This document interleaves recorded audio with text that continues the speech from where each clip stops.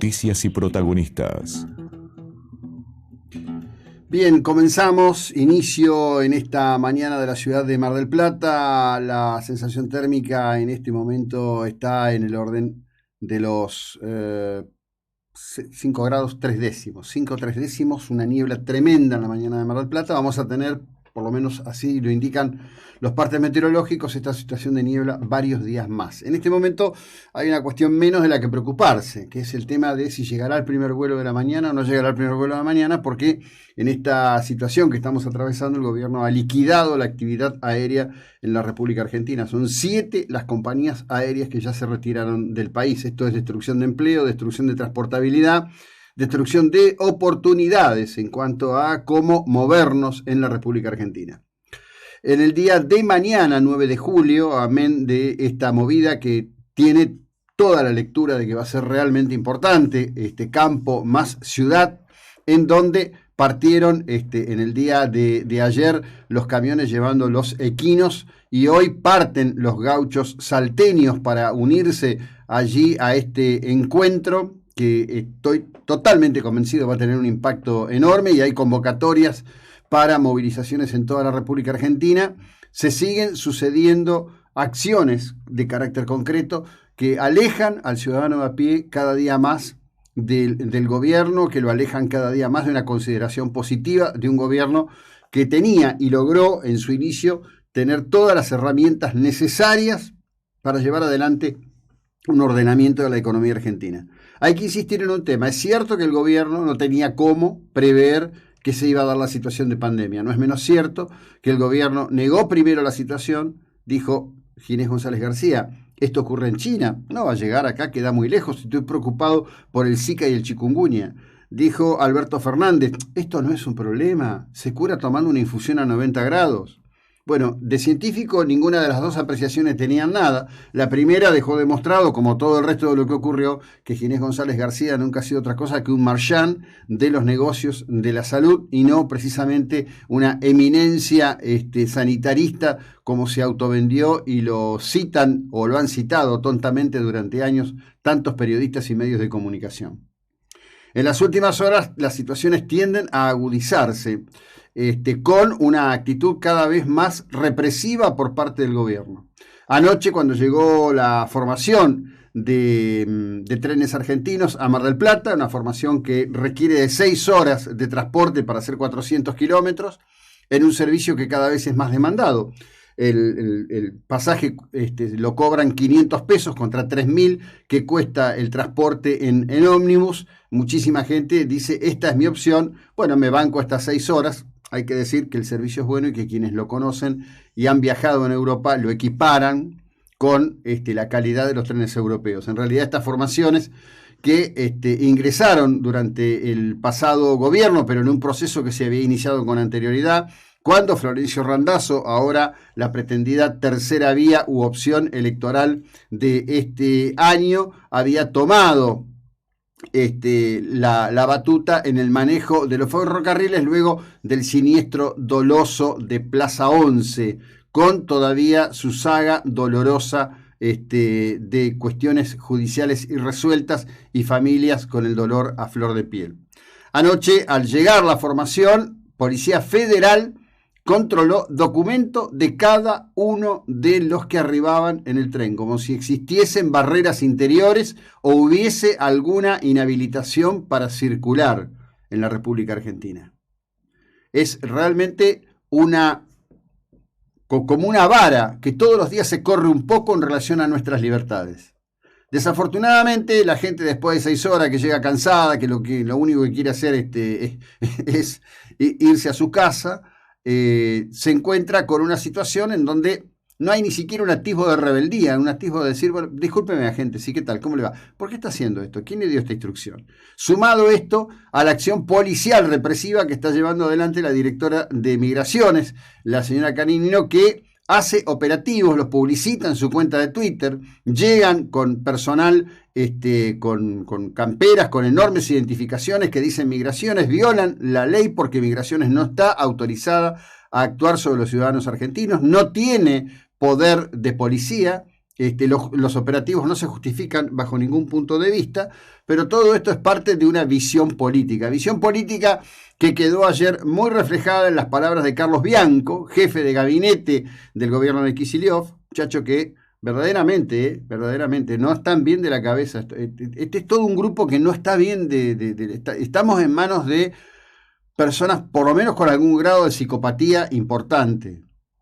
No me atrevo a dar una definición, pero un tipo que dice que algunos sectores de la oposición hacen cosas que ni los nazis se atrevieron. Vamos a hacer un pequeño raconto de a qué se atrevieron los nazis. Lo primero que se atrevieron los nazis fue a señalar que los judíos eran responsables de la debacle ocurrida en la derrota de la Primera Guerra Mundial. Guerra a la que fueron con toda, diría, ilusión, énfasis y ambición, llevados por Bismarck y llevados por el gobierno imperial alemán de la época. Una derrota en una guerra que costó millones de vidas, sumió a Europa en la desesperación y tuvo o se le dio el carácter de guerra mundial, entre otras cuestiones, porque cientos de miles fueron convocados desde las colonias que poseían las naciones europeas para combatir en el teatro europeo precisamente dicho. En esa Alemania devastada con hiperinflación, con una moneda que se había transformado en la nada misma, en el contexto de una puja política entre los sectores de la izquierda y los sectores más conservadores de la vida alemana, surgió el Partido Nacional Socialista. A ver, voy a hacer hincapié en este término, porque el acrónimo nazi nos lleva a los campos de concentración, a las imágenes de Hitler. Nacional Socialista. Es decir, un nacionalismo con una base socialista. Hay que recordar que el movimiento fascista también se inspiraba en el socialismo. Mismo criterio, con una lectura, en algunos sentidos, aparentemente opuesta. Allí se comenzaron a dictar las leyes especiales. Como recordábamos ayer en la entrevista con este colega español que ha hecho un trabajo que recomiendo leer al respecto de ese encuentro en Evian, esa idílica localidad suiza, donde el mundo quiso plantear una salida a la cuestión de la represión a los judíos en Alemania y no hizo absolutamente nada y habilitó y permitió el encierro de los alemanes de confesión judía para ser masacrados junto con millones o cientos de miles de otros grupos o etnias. Recordemos que los gitanos fueron perseguidos, los homosexuales fueron perseguidos. Es decir, por supuesto que la cuestión de la Shoah y la cuestión del pueblo judío está en el centro de la escena, pero también tenía que ver con todo lo otro. Tenía que ver con un marco de conculcación de libertades. ¿La pandemia existe? Por supuesto que la pandemia existe. ¿El virus existe? Por supuesto que existe. ¿Hay que vacunar? Claro que hay que vacunar. Lamento por algunos que están en la sala, que creen que no, que bueno, cada uno sabrá y cada uno vivirá como piensa y como cree, en la medida que puede. Pero el avance brutal sobre las libertades públicas se viene consumando desde el día de la primera cuarentena que se transformó en la cuarentena. Allí, en aquel momento en donde sobreactuando, el diputado Negri calificaba como comandante en jefe al presidente de la nación. Un disparate, una frase totalmente antidemocrática, sacada de cualquier contexto de criterio inteligente al respecto de lo que estaba ocurriendo en la Argentina y en el mundo. Pero las controversias están a la orden del día. En la tarde de ayer, el gobierno francés le aconseja a sus connacionales no vacacionar ni en España ni en Portugal por el crecimiento de los casos de coronavirus. ¿El tema terminó? El tema no terminó. ¿Cuándo va a terminar el tema? Cuando realmente la vacunación tenga la característica de masividad requerida y necesaria y los gobiernos logren articular con la industria farmacéutica una respuesta más inmediata. ¿Qué significa lo que está pasando ahora? ¿Que se es ineficiente? No, se viene de atropellada, se viene corriendo de atrás y el mundo científico-tecnológico ha dado respuesta a una velocidad absolutamente increíble. Por supuesto en un proceso de aprendizaje, donde todos los días hay alguna novedad, como por ejemplo que ahora se empieza a entender por qué la vacuna de AstraZeneca en algunos casos provoca los cuadros de trombofilia que estadísticamente dicen todos, no son para tener en cuenta, pero por supuesto, si te toca, es el 100% del problema. Yo te pasé una imagen ahí anoche, no es la mejor imagen que pude tomar. Anoche llegó mi hija Lola de Buenos Aires, la fui a buscar a la ferroautomotora. Un control policial. 1 por 1. Le pidieron documento a todo el mundo. ¿Qué es esto? ¿Cuál es el criterio? ¿Cómo puede haber un control policial si la gente para subir al tren ya pasó por un control en Capital Federal? ¿Qué es el tema? No se trata solo del tiempo. Se trata de que cuando, por ejemplo, recordemos, Patricia Bullrich había puesto controles siendo ministro de Seguridad en las estaciones de la Capital Federal, saltó todo el PJ kirchnerista a decir, y la izquierda, que esto era represión. Lo que se estaba buscando era detectar el tráfico de delincuentes, de criminales. Anoche había 3 funcionarios, uno de ellos con planillas, había 2 filas, la gente se iba formando así, qué sé yo. En algunos casos decían, muéstreme el documento, muéstreme el permiso. En el otro caso tomaban nota en una planilla. Todo un circo represivo. Una vergüenza. Y mientras tanto estamos en esto, con los argentinos que están varados en el exterior, con casos de desesperación total, absoluta y completa. Va a haber un encuentro en un lugar que nos colocan los marplatenses de alguna manera en el centro de la escena, porque la convocatoria para mañana es en Manolo de Miami.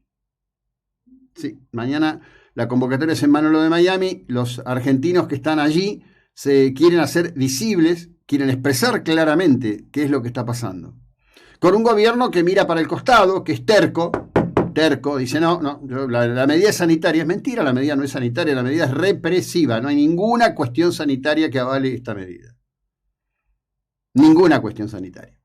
Voy a hacer una cita al respecto de un tema que tiene muy inquieta a mucha gente, muy inquieta, que es la cuestión de la decisión de una jueza de primera instancia al respecto de declarar la quiebra de Correo Argentino. Y acá van 3 elementos.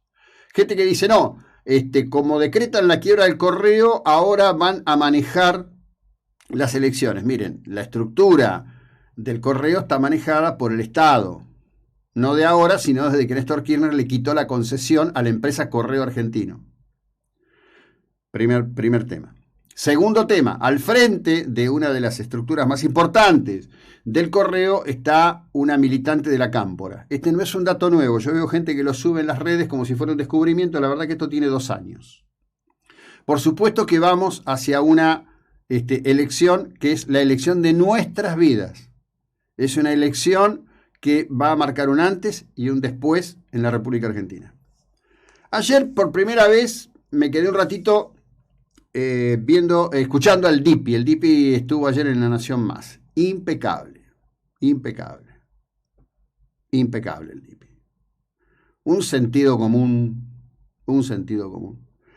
Y quiero hacer también una cita, algo que subí en Twitter hace un ratito, que son las palabras que rescata una crónica de Infobae, de una reunión en la que estuvieron Diego Santilli y Rodríguez Larreta, diciendo, los peronistas, dijo Santilli, los peronistas, tenemos que reconstruir la provincia de Buenos Aires. A confesión de partes, relevo de pruebas. Ya continuamos.